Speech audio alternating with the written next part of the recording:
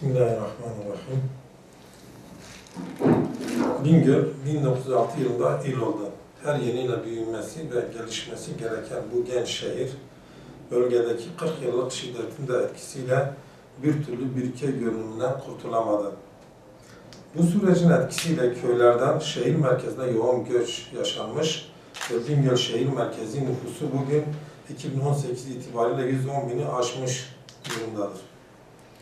Ve şehir gittikçe büyüyecektir. Şehir büyüdükçe kentleşme başta olmak üzere birçok sorunu da beraberinde getirmiştir.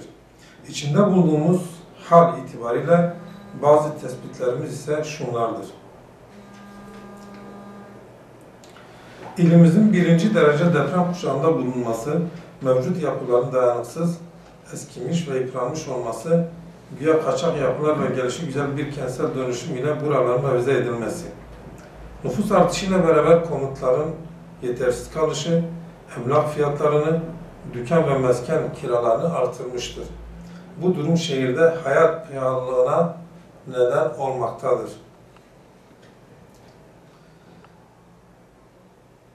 Her geçen gün trafikte araç sayısının artması, mevcut yolların yetersizliği ve kalitesinden dolayı şehir merkezinde trafik içinde çıkılmaz bir hal almıştır.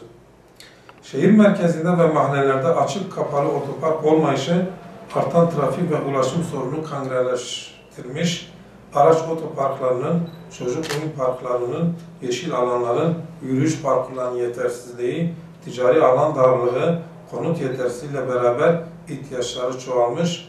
Bu ihtiyaçların ivedilikle giderilmesi için Bingöl'de geniş kapsamlı bir imar revizyon planı gereklidir. Söz konusu sorunların giderilmesi ve ihtiyaçların karşılaması için Bingöl Belediye Meclisi 2015 Ocak ayı toplantısında almış olduğu karar üzerine kamuoyuna yaptığı yazılı açıklamada ilimiz için büyük önem arz eden Revizyon İmar Planı 9.1.2015 tarihi ve 2015 Taksim 6 sayılı meclis kararıyla onaylanmış olup bir ay süreyle askıya çıkarılmıştır. Bu bağlamda 1.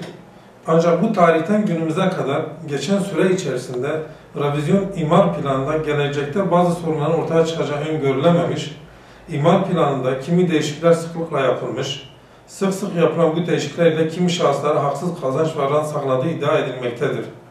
Sık sık imar planı tadilatı yapmak da başka bir usulsüzlük biçimi izlenimini vermektedir.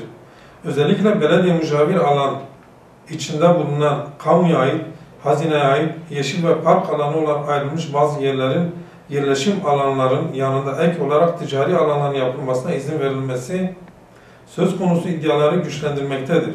Kişiye özel belediye meclisinden karar çıkarma, kaçak yapı ve yer işgallerinin artmasına neden olmuştur.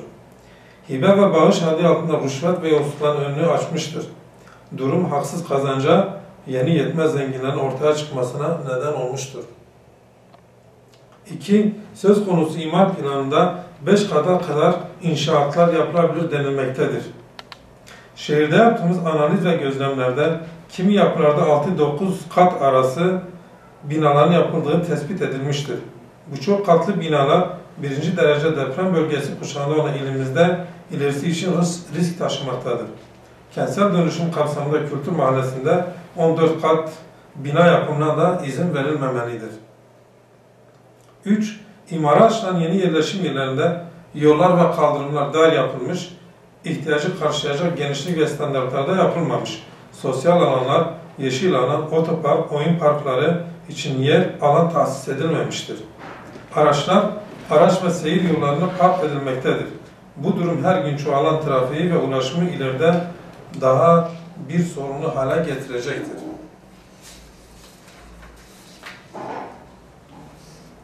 4. Özellikle İnali Mahallesi'ndeki tarım arazilerinin imara açılarak kat karşılığında yapsatçılara verilmiş, şehirdeki tarım ve bahçe ürünleri yetiştiriciliğine ciddi darbe vurulmuş, şehir adeta betonlaştırılmıştır. Zaten çok az olan üretimi bitirilmiş, halk arasında tembelliğe ve işsizliğe neden olmuştur. 5. Kültür Mahallesi'ndeki eski deprem konutları kentsel dönüşüm kapsamında yıkıldı. Yıkılan binaların molozları hala duruyor, temizlenmedi. Hak sahipleri evlerini terk ettiler. Bize ulaşan bilgilere göre hala birçoğuna kira yardımı yapılmıyor. Üzerinde 2 yıl geçtiği halde buradaki muamma hala sürüyor. Hak sahipleri yetkilerden tatmin edici açıklamalar bekliyor. Ancak vurdum duymazlık devam ediyor. 7. Gelişigüzel, keyfi, kişiye özel verilen yapı ruhsatları neticesinde yeni yapılaşmada çarpık bir kentleşme ortaya çıkmıştır. Binalar birbirine çok yakın, iç içe inşa edilmiştir. Allah muhafaza ileride meydana gelecek bir depremde, afette çok vahim sonuçlarla karşılaşmış olacağız. 8. 1 Mayıs 2003 depreminden sonra yeniden inşa edilen Bingöl, gelişigüzel, düzensiz, plansız, çarpık bir beton şehir görünümüne adeta bürünmüştür. Zira şehir imar planı yeniden hazırlanırken ve sahada icra edilirken mimarlar, mühendisler ve ilgili taraflardan destek ve görüş alınmamıştır. Belediye yönetimi bu usta yönetişim ilkesini bypass etmiştir. Kentsel dönüşüm projesi kapsamına almış bulunan Kültür Mahallesi ile eski Bingöl ve Elmalı konutlar için mutlaka ilgili tarafın görüşünü alarak, insani çevreyi merkeze alarak makul bir proje hazırlayarak inşa etmelidir. 9. Eski Bingöl, Simani Mahallesi, Elmalı konutları yapı ve imar sorunlarından dolayı yıkılmış, dökülmüş, eski evlerini yeniden yapmak için kimi engellerle karşılaşmaktalar. Bu bölgelerde onlarca aile yapı ve imar izni alamadıkları için mağdur edilmektedirler. Belediye Meclisi hakkaniyete uygun bu aileler için bir meclis kararı alarak mağduriyetlerini giderebilir. Raporumuz bizzat kendimiz yerinde yapmış olduğumuz tespitler, vatandaşların partimize gelen ilettikleri bilgiler ve yazılı yerel medyada haber konusu olan bilgiler neticesinde hazırlanmıştır. Neticede dile getirmiş olduğumuz sorun ve hususları zaman zaman ilgili şahıs ve kurumlara iletmiş olduğumuz ziyaretlerde dile getirmiş olup, kimi zaman da medya aracılığıyla tarafımızdan ilgili sorunlar kamuoyuna paylaşılmıştır. Söz konusu raporumuzda dile getirmiş olduğumuz sorunlar çözülmediğinden dolayı raporumuzu kamuoyuna paylaşma gereği duyduk. Bizler Hüdapar olarak bu şehirde yaşayan herkesin şehir inşa edilirken duyarlı olmasını, yetkilerin daha çok hassasiyet göstermesini istiyoruz.